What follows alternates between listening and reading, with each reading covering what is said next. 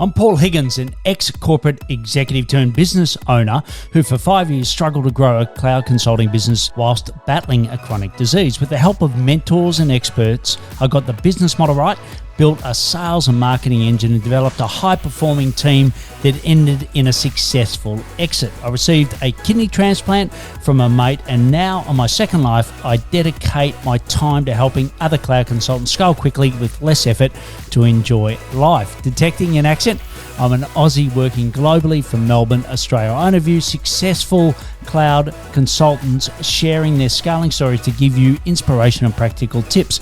I have dedicated experts for cloud consultants on the show to save you time and money by working with the right people. If you want to scale quickly with less effort to enjoy life, you're in the right place. Let's get started. Hi, I'm Paul Higgins and welcome to the Accelerate Sales Podcast, episode number 462. Today's topic is scaling the most innovative HubSpot partner in the world. And you're learning three key things. One is how to build the three legs of the HubSpot business, and that is consulting, product, and implementation. How to build a relationship with HubSpot, and Jens has got some great ideas on that. And lastly, the pros and cons of mining a vertical. I am an Aussie living in Melbourne, Australia, but I have got a bit of an accent, which you've probably picked up, but I do work globally, especially in North America. If it's your first time, welcome. Great to have you here. And if you like what you hear or see, please subscribe. If you're a cloud consultant, you're in the right place, because we help people that consult and deploy SaaS platforms from any make or model. And if you're a regular, thanks for your support. Let me know that you listen at paul@paulhigginsmentoring.com, and also suggest topics you'd love me to cover or people you'd like me to interview, which could be you as well. And there'll be a summary in the show notes at paulhigginsmentoring.com/podcast. And before we go into the interview with Jens, I'd like to thank our two sponsors. One is the Cloud Consultants Collective, the world's only revenue-focused collective for cloud consultants. It's peers answering peer questions faster than Google and YouTube. If you don't believe it, try it for yourself. Just go to cloudconsultantscollective.com to join for free today. The other is SendSpark. It's a wonderful platform for sending personalized videos with less effort. We all do it now, so why not do it in an easier way? You can get 6 months free at paulhigginsmentoring.com/SendSpark. And our guest today is an experienced sales professional and modern growth leader. He's got a proven track record of growing revenues exponentially in a global tech SaaS companies. He enjoys working in an open, international, and dynamic environment when an entrepreneurial spirit is encouraged and valued. A strong believer in authentic leadership, which is built on trust, honesty, and accountability. So I'll hand you over to Jens Sundell from Kaksio Labs, and that's kaks.io, which will be in the show notes. Brilliant to have you here, Jens. Great to be here. Thanks for the invite, Paul. Yeah, well, I did my research, and I'm very excited to talk to you today. You've got a big claim around HubSpot agency, which we'll talk about more in a moment. But why don't we kick off with who your ideal clients are and what problems you love to solve for them? Perfect. Let's do that. Kaksio Labs, we're a HubSpot agency, and we actually nowadays work with large, demanding CRM projects within the HubSpot ecosystem. And in addition to that, we develop our own technology on top of the platform. So kind of taking the odd route in the HubSpot agency world compared to what most of the agencies have done for years already. And I mean, what we solve for our clients, we really help to get the most out of HubSpot, kind of platform wide, let's say so. I mean, the focus is on sales and CRM side, but we really help a lot with getting all the processes set up, getting data models, doing large data migrations, integrating third-party systems, and just overall kind of helping out understanding the overall tech stack that they're using and how they can play that together with HubSpot. So I guess that would be in a nutshell what we help with. Yeah, and the size of client, I don't know if it's employee numbers or what's roughly your ideal sweet spot. Yeah. So, I mean, we're going up market all the time. Also, have like the fact that HubSpot is moving up market all the time. So we're Yes. really going aggressively against Salesforce nowadays in larger and larger CRM companies. But when we talk about the Nordic market in our case, it's I'd say like the perfect fit is somewhere around, I don't know, 300 to 1,000 employees. 1,000, a bit over 1,000 employees would be that's kind of the perfect fit. But we have larger clients than that employee wise as well. So all the time kind of looking where HubSpot is going and what HubSpot is developing there, and then trying to find good clients that are a good fit. Great. And was it often, when I talk to HubSpot partners, is the chicken and the egg? They started in a vertical and then found that HubSpot was the best solution. Other people, started with HubSpot and the reverse. What was it in your case?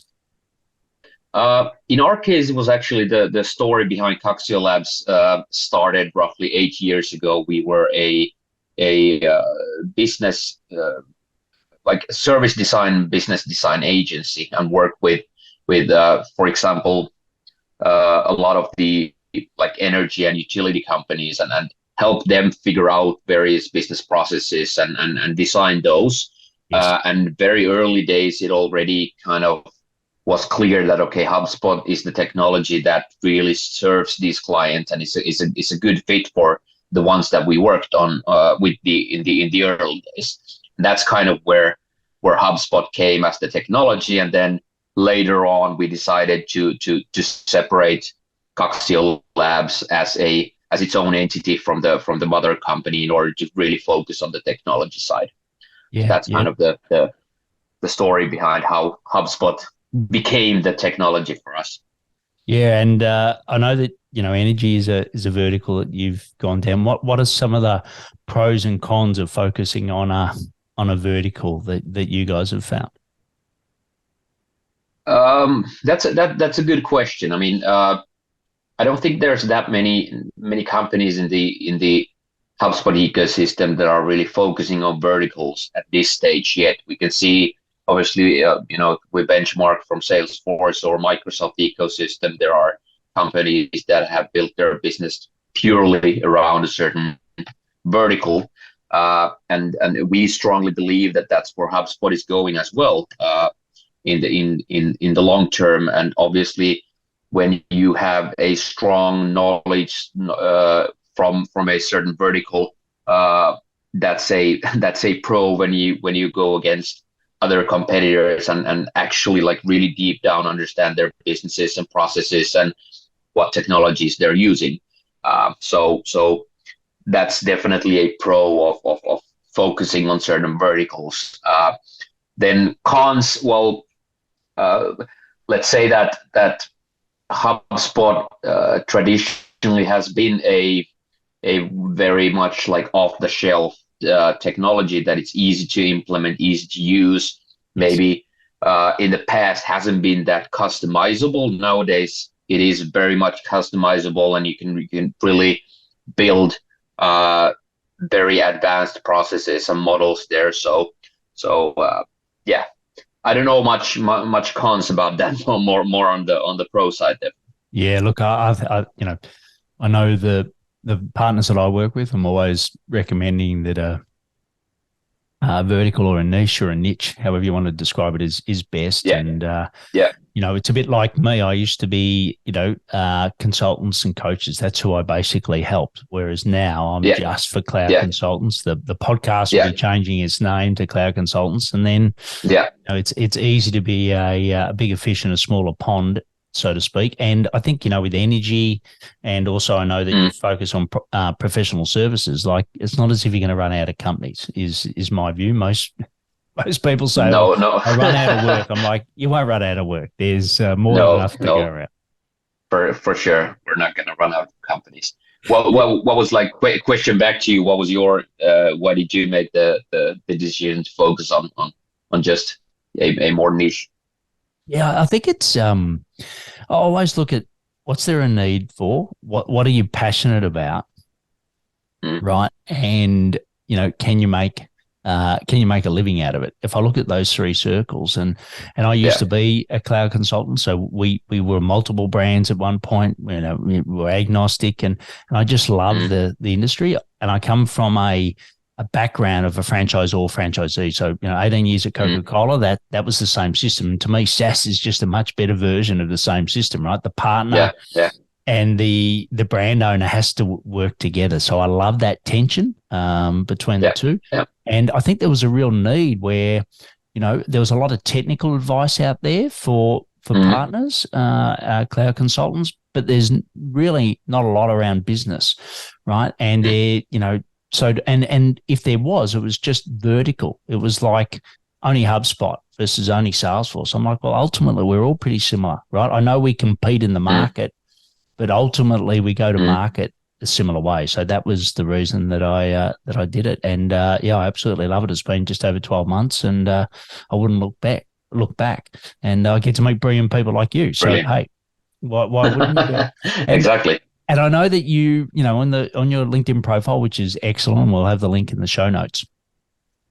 You talk about being, the world's most innovative HubSpot partner. So in that journey, what does that mean for you guys? How are you going to get there?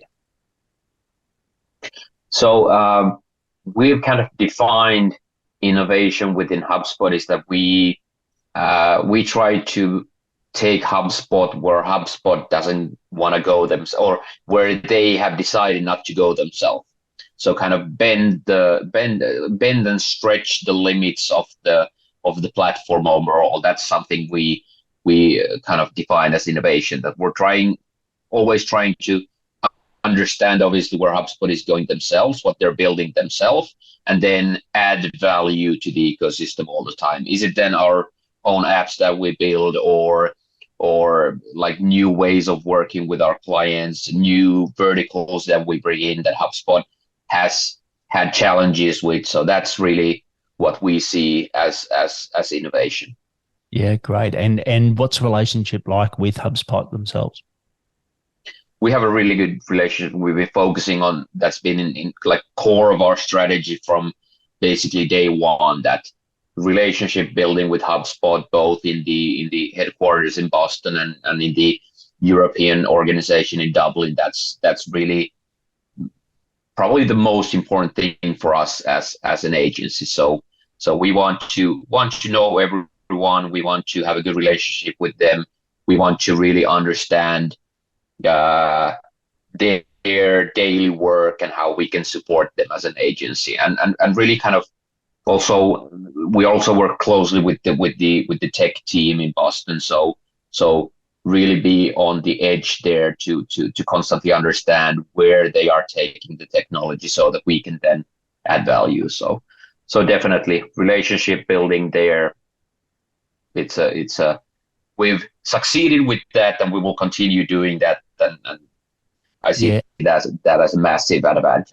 And how and if has that changed with COVID? Like obviously with COVID, we weren't flying around the world meeting people in person. Are you starting to see that come back a bit? Do you get to HubSpot HQ in Dublin often, or is it still mainly done virtually? That's a good question. I'm actually flying over there in 2 weeks. So that's a good question. I mean, I actually started at Kaksio Labs roughly 3 years ago. So it was just around COVID time. So I've basically built, for example, my relationship with all the HubSpot people during COVID time. Yes. So, I mean, this is what sales and relationship building nowadays are. Like you need to be able to do it remotely, and obviously now we can see that people are again traveling more and more, but still majority of the so-called face-to-face time happens online anyway. So you just need to make sure that you know that game as well.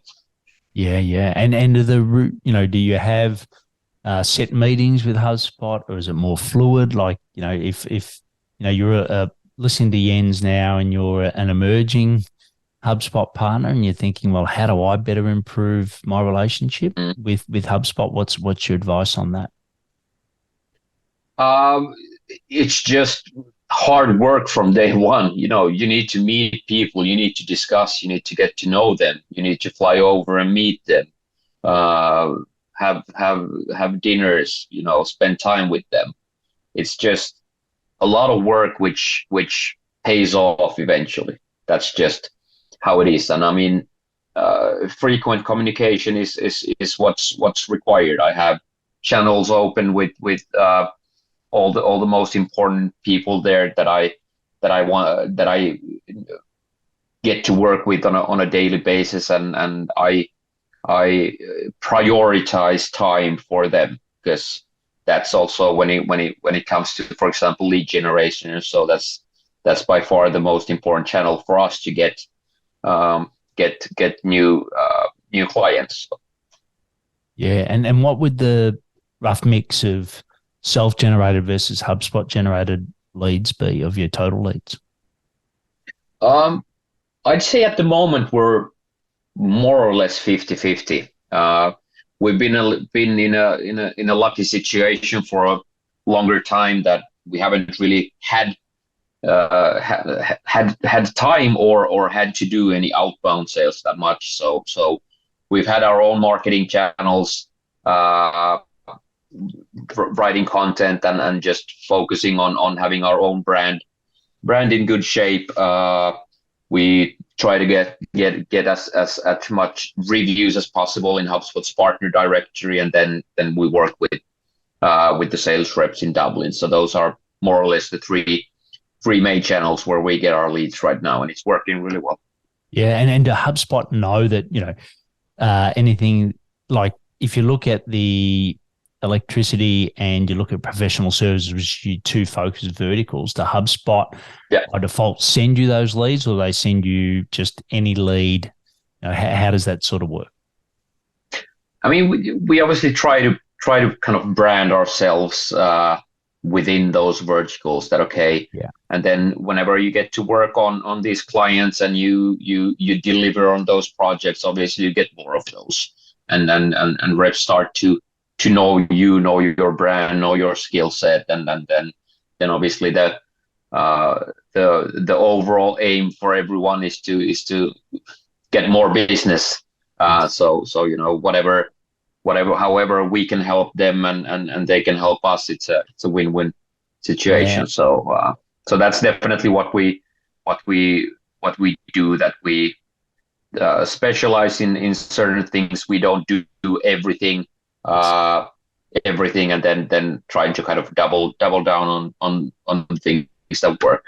Yeah, and from the content perspective, where's your content working best? What platforms, or where's the content working best? LinkedIn is definitely the platform that works best for us. That's where our audience is. We've done some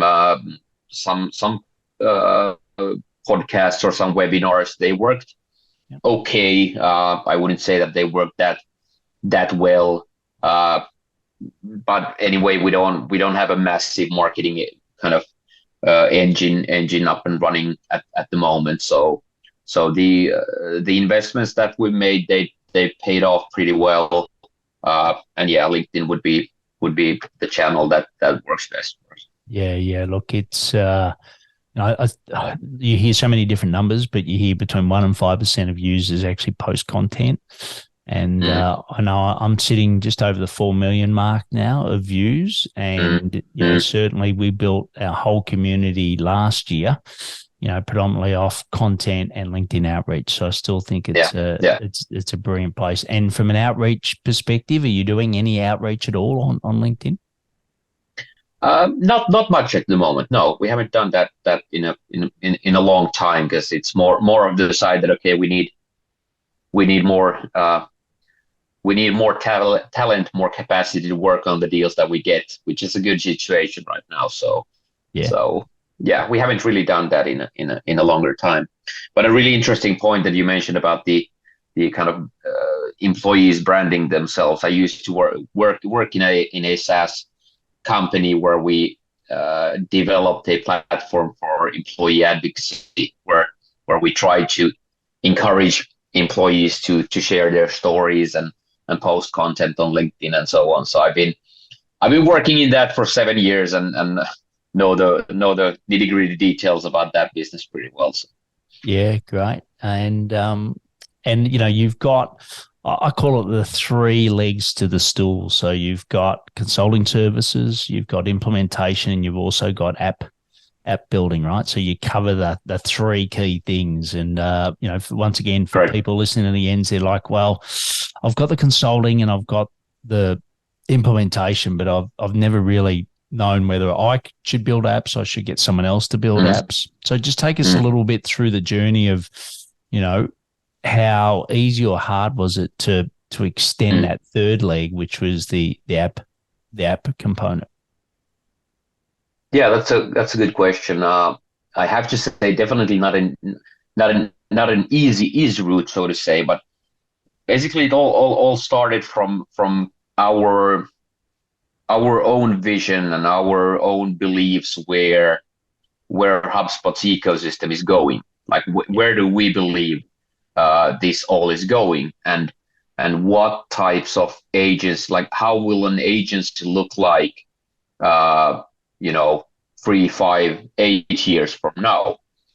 How does these agencies look in other platform ecosystems?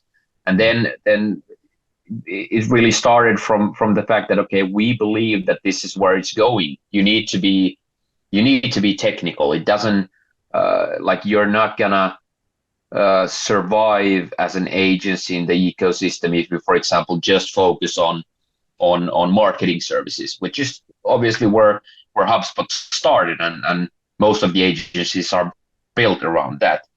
But we believe, like early on, that's not enough, and that's why we decided very early on that we're not gonna go that route at all. Like we all of the employees, more or less, from our company have a background from sales, from CRMs, from sales management. Yes. And it was natural then for us to take that route. Like okay, let's bet that HubSpot will become a big player in the CRM space. Yes. And let's go that way. And then when it comes to CRM, you also need that technical part. The platform will become more advanced. It will become more customizable, which means that you will need more technical. You will need to understand integrations and migrations. And then basically from there, the idea grew that, okay, if we need technical people, we need to be able to understand the platform from a technical point of view. Why not see if we can build scalable solutions ourselves as well? Yeah. So that's kind of where it all came from. That, okay, we want to build a great business. Scalability is obviously what you look for, and if you like really want to become big, because consultancies, it's human power, which is not that scalable. So that's a bit the story there. Yeah, that's great. And as far as the internal runnings of the business, are they, three separate businesses? Are you more, is it more flatter structure intertwined? I just wonder how the teams are set up internally, given you've got effectively, three parts of the business. It's also, a very good question. We've basically tried different ways. So we've tried to separate the kind of our own product development from the consultancy side, and we've realized that they need to be separated to a certain extent, but then overall the kind of core in everything is our clients. So we build for our clients, we build with our clients. So that's where it starts, and usually the kind of product ideas, obviously they come from our clients' needs. So then we cannot be separated as a product development organization and a consultancy organization, because consultancy, they have the knowledge and the needs from the clients, and then we just need to kind of figure out how we get them to work together. Definitely not an easy task, but that's kind of where we are right now. Yeah, and I think you also build apps for some other partners in the ecosystem, HubSpot ecosystem as well. Tell us a little bit about that. Yeah, I mean, we've supported, for example, a lot of SaaS companies is like uh, in their journey towards the HubSpot marketplace, for Yeah. example. So we help SaaS companies build their own extensions or apps to the marketplace, and just kind of consult around, okay, how do they get efficiently into the HubSpot and what HubSpot is about. So there's a lot of different elements, and everything kind of starts from understanding HubSpot's capabilities very broadly, because it's starting to be a very advanced platform and customizable. Yeah, and if you could have one wish for the app marketplace at the moment for HubSpot, because there are others that have a little more or been around longer. Let's put it that way. Mm-hmm. What would it be? What's one thing that you think the HubSpot app marketplace needs that it hasn't got? Hmm. That is a good question. I mean, obviously, it is kind of early days for the marketplace still compared to other ecosystems. So I would just encourage SaaS companies to explore what it has to give, and just need to get more apps there, more competition also, so that the apps that are there gets better and better for the clients. So uh, that's probably what I would wish, that just encourage companies to think about the platform ecosystems overall. That, okay, what is the role of those? I think more and more of the companies have that, like compared to for example, my previous experiences roughly 10 years ago from SaaS companies. I think the kind of ecosystem thinking came a bit later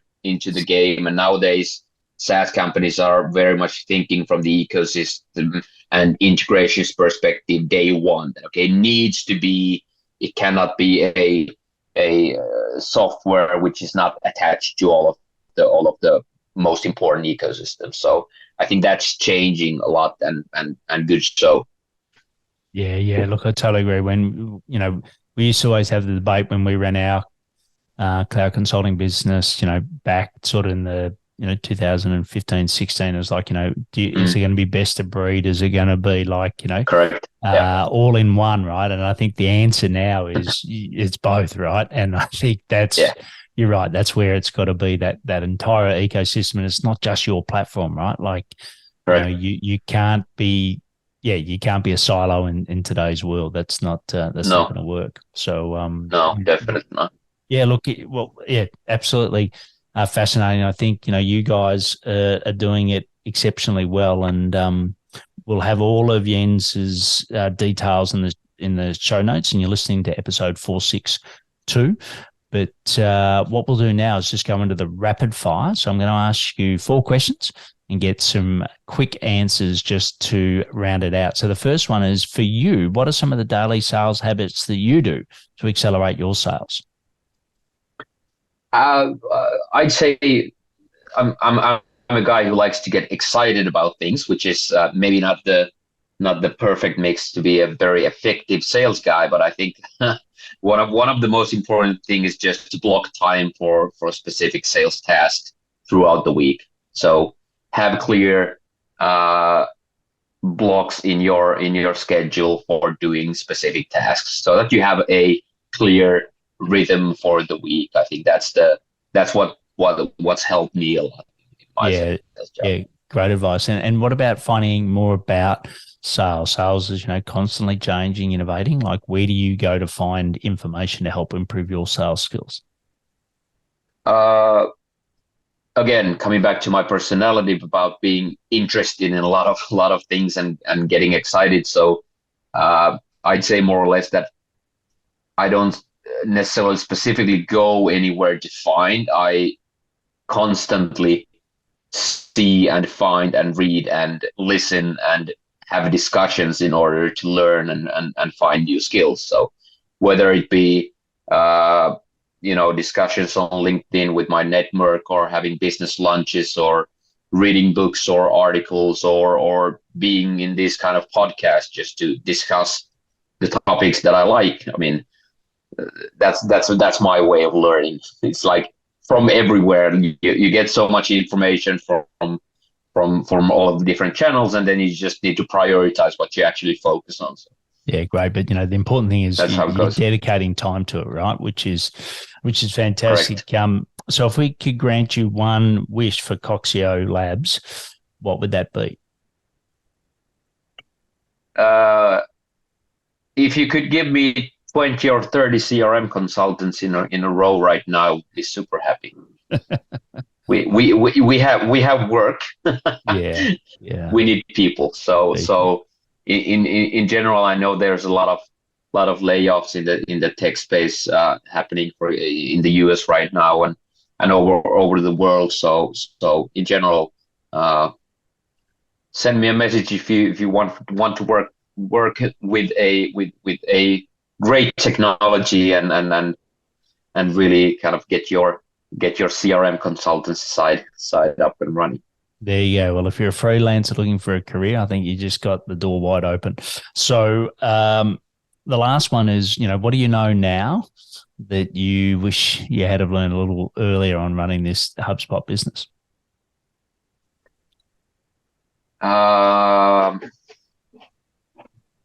I probably knew already in the beginning that's going to be a bumpy road, but that's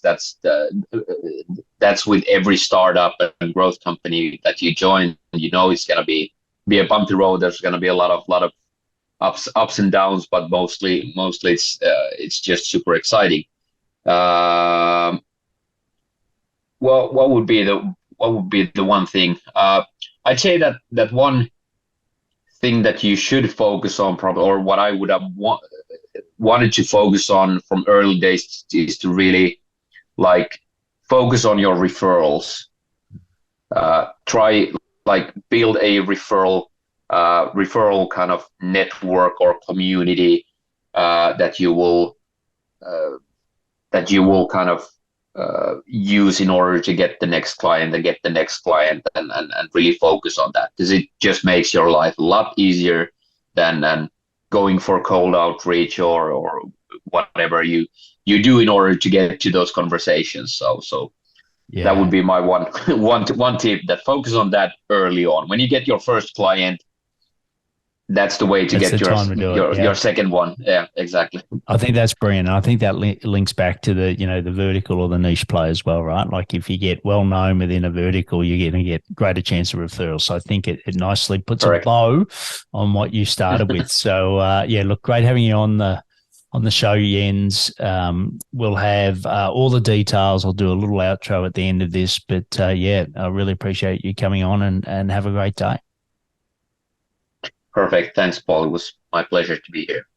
That was a great interview with Jens, and let him know what your thoughts are around the traditional agency model that HubSpot it started with is getting a little tired. And I love the way that they are going down the product route and the app exchange route.